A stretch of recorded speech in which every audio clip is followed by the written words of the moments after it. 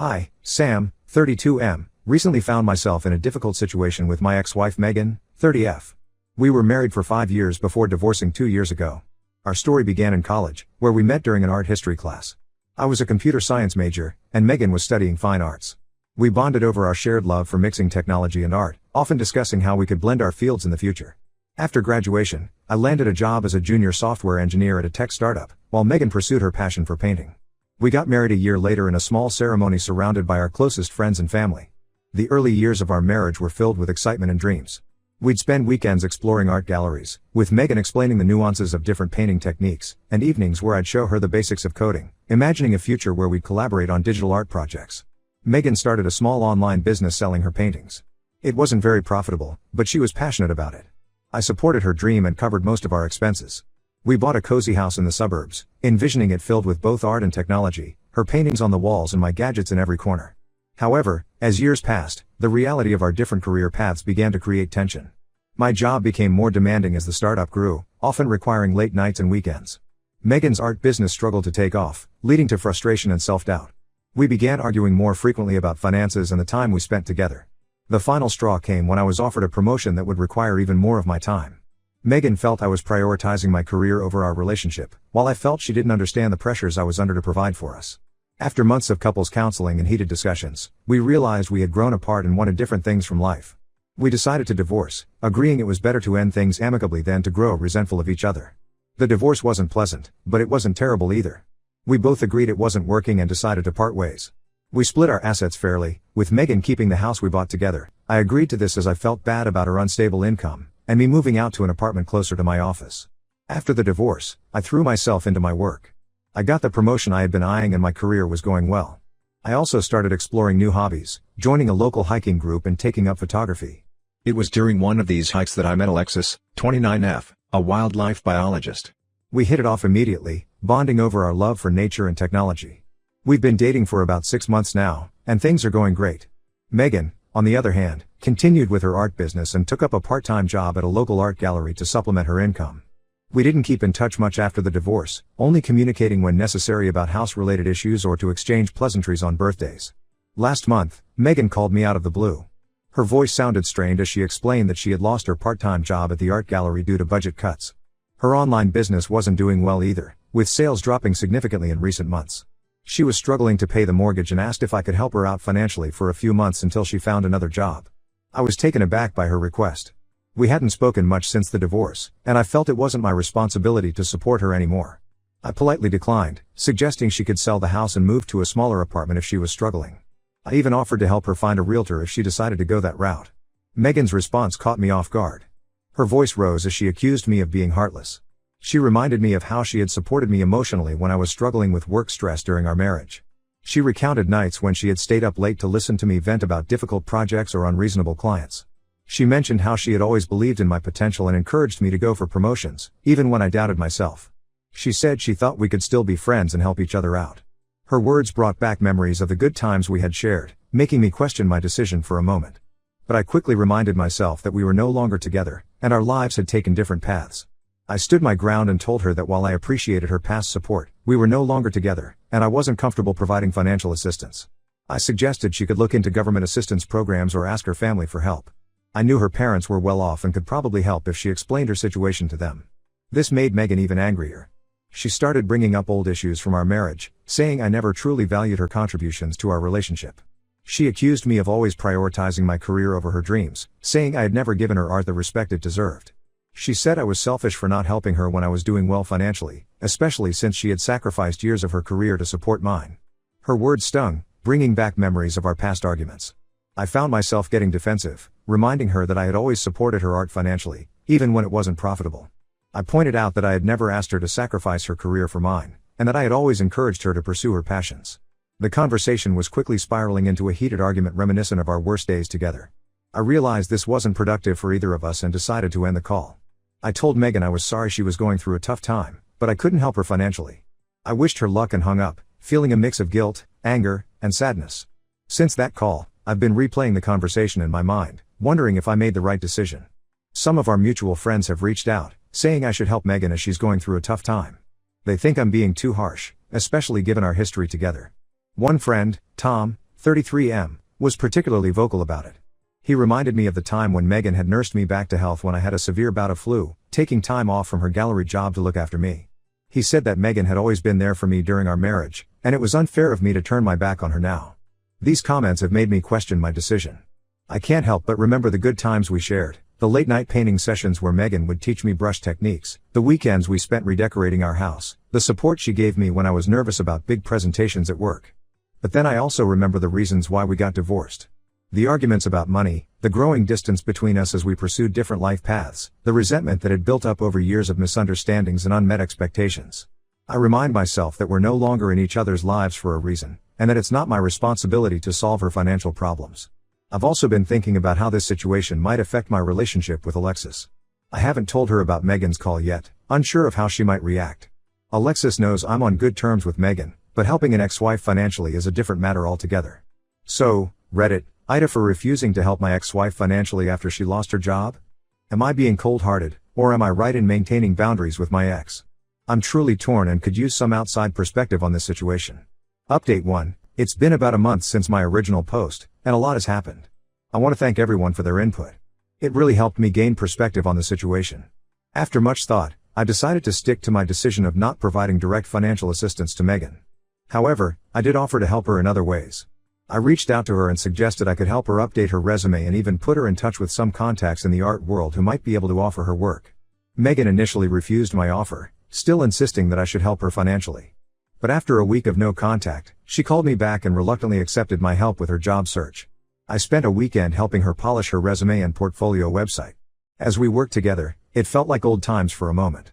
We fell into an easy rhythm, with Megan explaining her recent art projects and me suggesting ways to present them professionally online. It reminded me of the early days of our relationship when we would brainstorm ideas for her art business.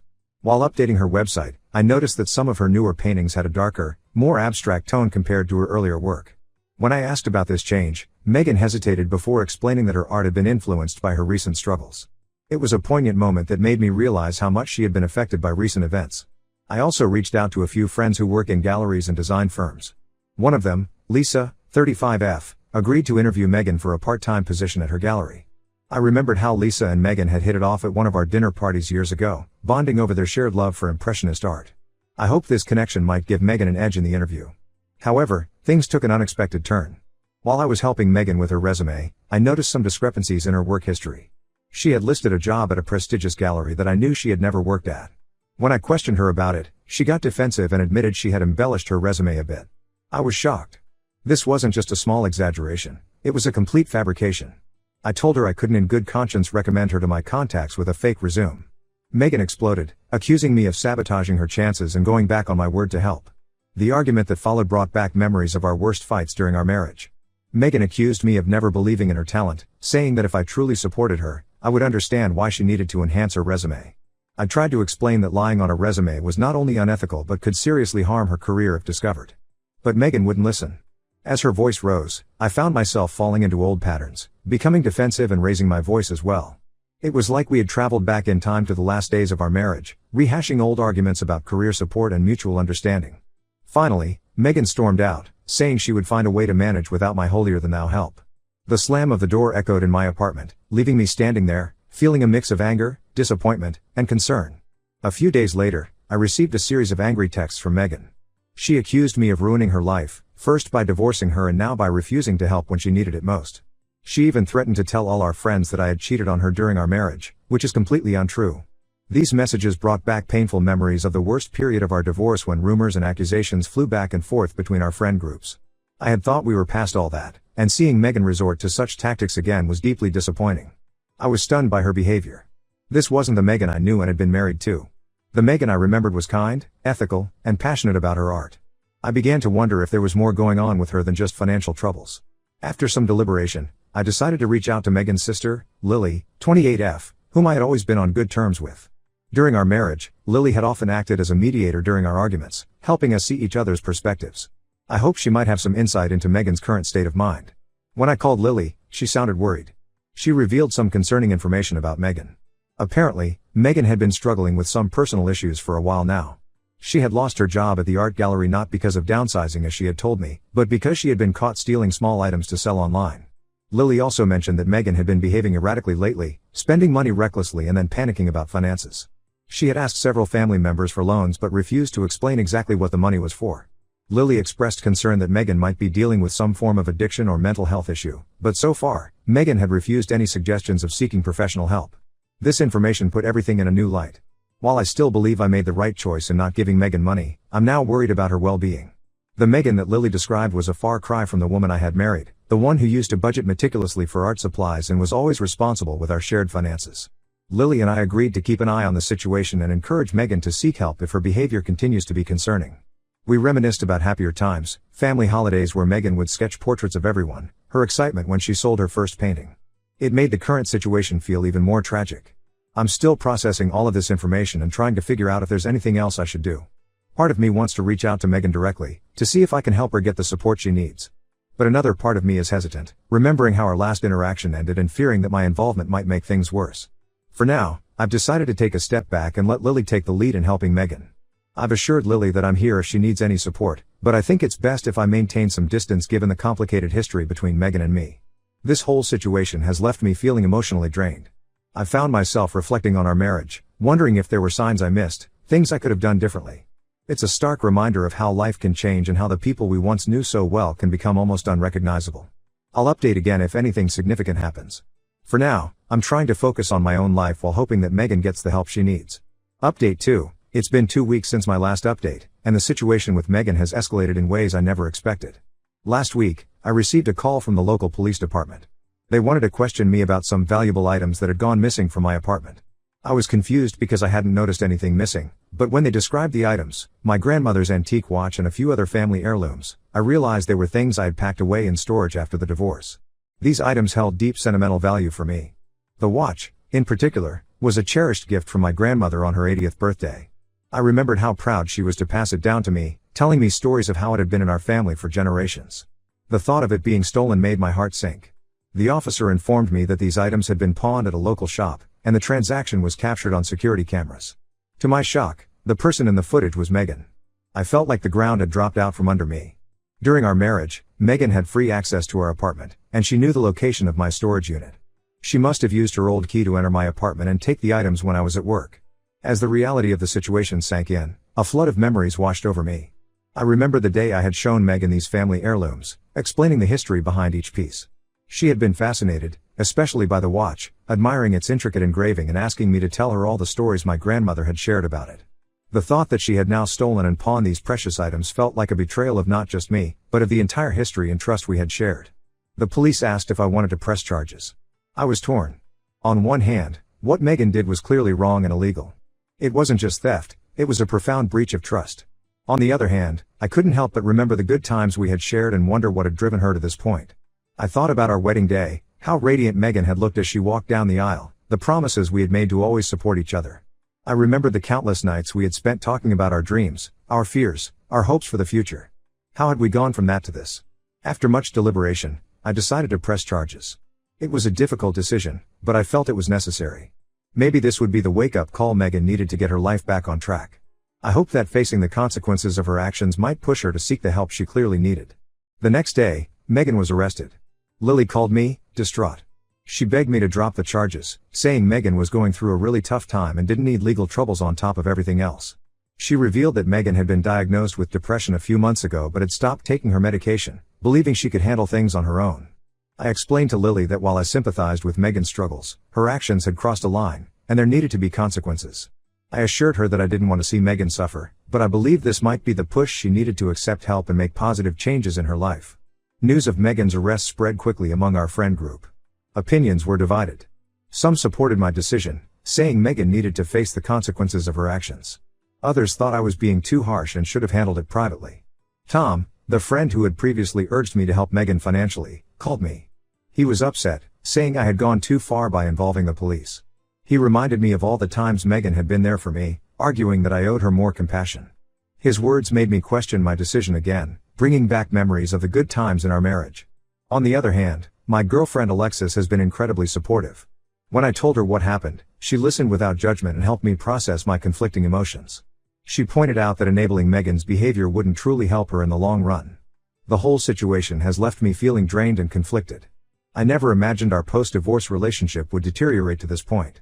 I'm trying to remind myself that I'm not responsible for Megan's choices, but it's hard not to feel guilty. I've decided to take a step back from the whole situation for my own mental health. I've told Lily to keep me updated on any major developments, but otherwise, I'm trying to focus on my own life and healing from this ordeal. I'm scheduled to give my statement to the police next week. After that, I suppose the legal process will take its course. I'll update again if there are any significant developments. Update 3, it's been a month since my last update, and I wanted to share the latest developments in this complicated situation. The legal proceedings against Megan moved forward. She was charged with theft and breaking and entering. However, her lawyer managed to negotiate a plea deal. In exchange for pleading guilty, Megan would avoid jail time but would have to complete 200 hours of community service, attend mandatory counseling sessions, and pay restitution for the items she stole. During the court proceedings, some troubling information came to light. It turned out that Megan had developed a gambling problem over the past year. She had been frequenting online casinos and accrued significant debt. This explained her desperate need for money and her erratic behavior. Learning about Megan's addiction put things in a new perspective for me. While it didn't excuse her actions, it helped me understand the desperation that drove her to steal from me. I couldn't help but wonder if I had missed signs of this problem during our marriage, or if it had developed after our divorce. After the sentencing, Lily reached out to me. She thanked me for pressing charges, saying it was the wake-up call Megan needed. Apparently, Megan had finally agreed to enter a rehabilitation program for her gambling addiction. Lily seemed hopeful that this would be a turning point for Megan. I had mixed feelings about this news. On one hand, I was relieved that Megan was getting help. On the other hand, I felt a lingering sadness about how things had turned out between us. I found myself remembering the dreams we once shared, of building a life together, of supporting each other through thick and thin. It was hard to reconcile those memories with recent events.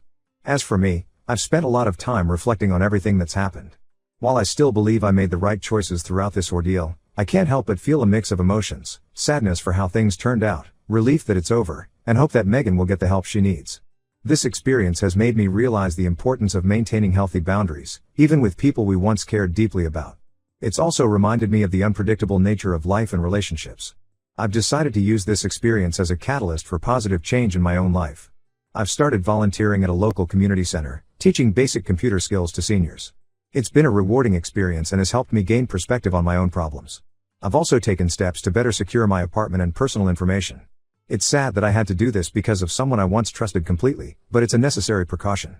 My relationship with Alexis has grown stronger through this ordeal.